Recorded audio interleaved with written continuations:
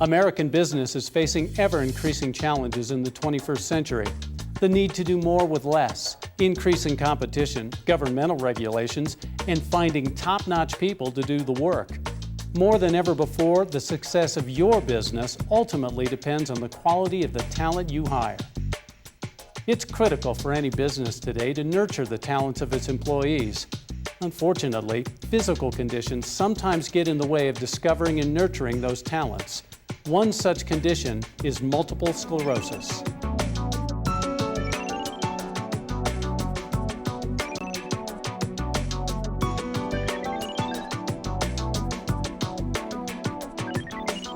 More than 400,000 Americans have MS. So if you overlook the talents and abilities of these individuals, you're missing out on a huge talent pool. MS is a disease that is frequently misunderstood, and for good reason. The characteristics of MS are such that it affects different people in different ways. The best way to understand multiple sclerosis is to meet a few people with MS and see how the disease affects each of them. Sue Nerlinger is an optician at W.A. Jones Optical in Cleveland, Ohio. As the manager at their University Hospital location, she's on the front line, providing customer service while managing a very busy store. I dispense eyewear to customers. I fit them. I help them choose their frames. I take their measurements. I manage the store. I do inventories, do all the paperwork. What Sue does for us here at the University Hospital store is phenomenal. I mean, she takes care of every walk of life that comes through the door. She has a hand in picking out her merchandise at the store, all her billing she takes care of, pretty much runs the store all herself. Okay, I've got that on my calendar. Sarah Kitt is a program associate with the American Medical Student Association, a membership organization in Washington, D.C. that represents medical students internationally. I do a little bit of everything. I do a lot of grant writing. I organize conferences and meetings and do research on different health issues. I'm pretty lucky in that my MS is very stable at this point. I sometimes have difficulty remembering things. Occasionally I might have trouble with my speech, and after talking with my neurologist and being sent to a neuropsychologist for evaluation, I was able to understand how it was impacting my ability to work. So together we came up with a plan for me to address these issues with my employer and work out a way to make sure that I could stay working. Okay, well, I'll cancel the Friday meeting and I'll book it for 3 o'clock. Thank you. Bye-bye. Joel Kahn is an engineer with Procter & Gamble in Cincinnati, Ohio. While MS has given him severe physical limitations, it has not kept him from doing his job. Press Enter key. What I do is help develop policy around managing our supply chains. Supply chains are the system of network that goes from supplier all the way to our customer's shelf. Hi Merle, it's Joel. Joel has a skill set that's very valuable, and so as his MS has progressed over time, it hasn't been a matter of what do we do about Joel's employment with Procter & Gamble. It's been a matter of what do we do to help Joel continue to be as productive as he is and use his skills. Sue, Sarah, and Joel are just 3 of the tens of thousands of people with MS who have demonstrated their abilities to companies, nonprofits, and governmental organizations throughout the nation. While MS affects each of these people differently, the one thing they have in common is that they are all very productive employees.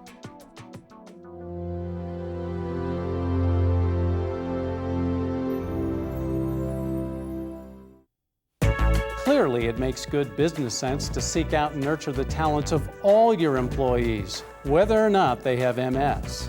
But there's also a legal side of the issue.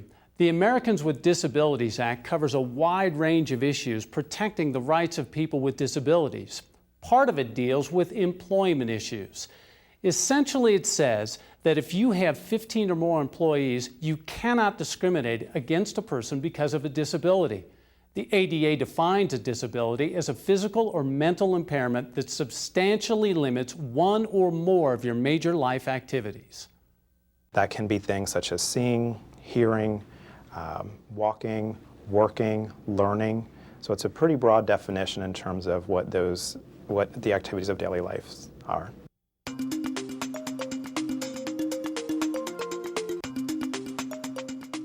The ADA is very clear that the person you hire must be qualified for the job. The ADA doesn't mandate that we hire people with disabilities. It simply makes sure that we have an equal playing field as people come into the workforce and have disabilities and need accommodations. The person still needs to be qualified based on their experience, their education, their training, their certain skill set in order to perform the job. The ADA says that the person must be qualified to perform the essential job functions. What does this mean? Let's say you're hiring an administrative assistant. Some of the essential job functions may include answering the phone, operating the computer, and having basic writing skills. Reaching the top shelf of a bookcase to retrieve one of your supplier's catalogs is not an essential job function. Being able to retrieve information out of the catalog may be an essential job function, but reaching to the top shelf is not. Moving the catalog to a lower shelf is an example of a simple accommodation. But in order for one of your employees to receive an accommodation, they need to disclose that they have a disability. Now, they may not necessarily tell you that they have MS. They may just say that they have some sort of physical or cognitive impairment that prevents them from being fully productive without an accommodation.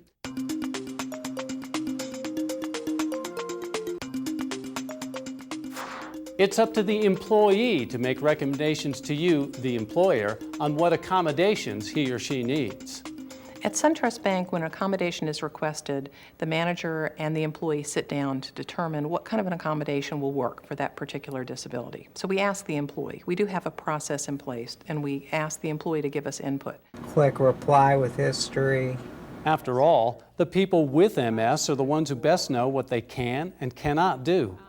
And they've probably gotten advice from an occupational therapist, physician, physical therapist, or the National MS Society regarding the kinds of accommodations they might need.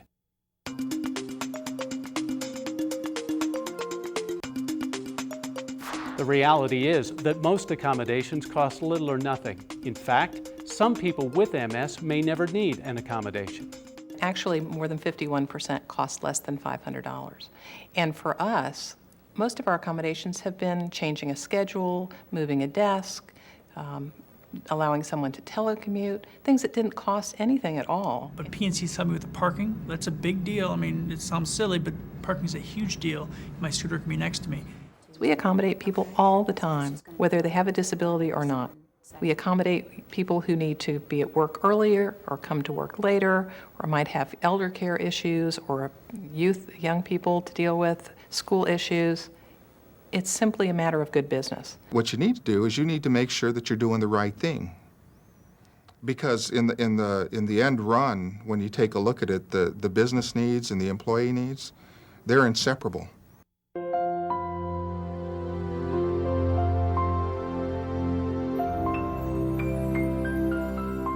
So why would you want to employ people with MS? The bottom line is that it makes good business sense for a lot of reasons. If we have to replace a person, it usually ends up costing the bank 1.5 times the salary and benefits of that person we've recruited. So it's a very costly expense for us to be constantly recruiting. When you've invested a lot of money in an individual, both in training and development, and if we lose that, we lose a tremendous amount of skill from the company. Whether you're dealing with an existing employee or a new hire, it's about having the most qualified and motivated employees you can find. And many people with MS have learned to turn their disability into an asset. Hello, this is Pam. People that have a disability of any kind are probably the most employable. I think that we are probably the best at making adjustments, making changes, and so we are probably better to employ than most. We don't use it as an excuse. We have to overcome that. We can't allow ourselves to use it as a crutch. Good employers recognize good talent.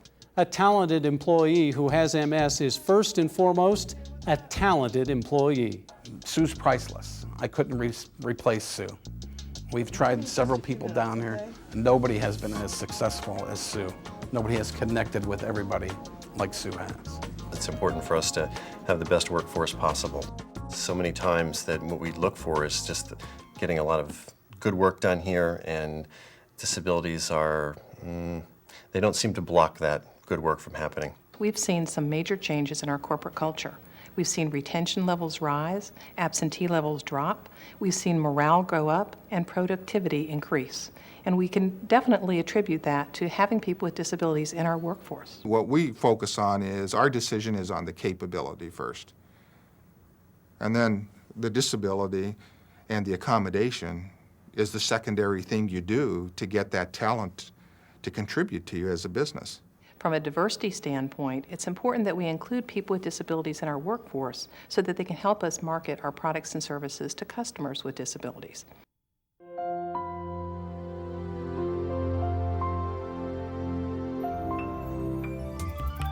Living with MS can be a challenge.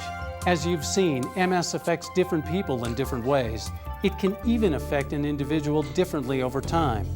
Fortunately, in recent years, new medications have done much to improve the productivity and quality of life for people with MS. As an employer, it can be a challenge to know what you can do to maximize the productivity of an employee with MS, but you don't need to figure it out on your own. There are plenty of resources for you to turn to for help. One good place to start is the National Multiple Sclerosis Society. Your local chapter is the best place to get information about multiple sclerosis. They may even be able to offer educational programs for you and your employees on how to best manage MS symptoms on the job. The Job Accommodation Network, or JAN, is a great online resource to get practical information on how best to incorporate accommodations into the workplace. And since they're funded by the U.S. Department of Labor, their service won't cost you a penny. Each state has a vocational rehabilitation office, which works closely with people with disabilities to help them become productive employees. They're a good resource to find people with disabilities who are qualified for positions you might need filled. They'll even come out to the job site to work with you and your employees to help with accommodations. The Business Leadership Network is a national organization of business leaders who recognize and promote best practices in hiring, retaining, and marketing to people with disabilities. You can get together with others in your community to talk, business person to business person. And finally, if you have positions that need to be filled, you'll want to check out the Employer Assistance Recruiting Network, or EARN. This is another free service by the U.S. Department of Labor. They match employers with qualified candidates with disabilities. You can go to the EARN website to post a position that you need filled or to find the person you're looking for. So there are plenty of reasons why you should take a closer look at the talents that people with MS can offer your business. And there are plenty of resources to help you to make the most of those talents. But working with people with MS is like any other business decision that you make. You need to do your homework. If you know what you're doing and why you're doing it, you'll make the right business decision by maximizing the productivity of your employee with MS. To bring somebody in with a disability just because you want to hire that person and haven't done the training within your own organization would be a disservice for both of you. So prepare for that person, but also don't be so concerned about myths and fears that you may have heard. Go to the source, get some information, talk to the individual, and absolutely include that person with disabilities in your workforce if they're qualified and able to do the job. Don't include them because they have a disability, but include them because they want to be there and they're going to add to your bottom line.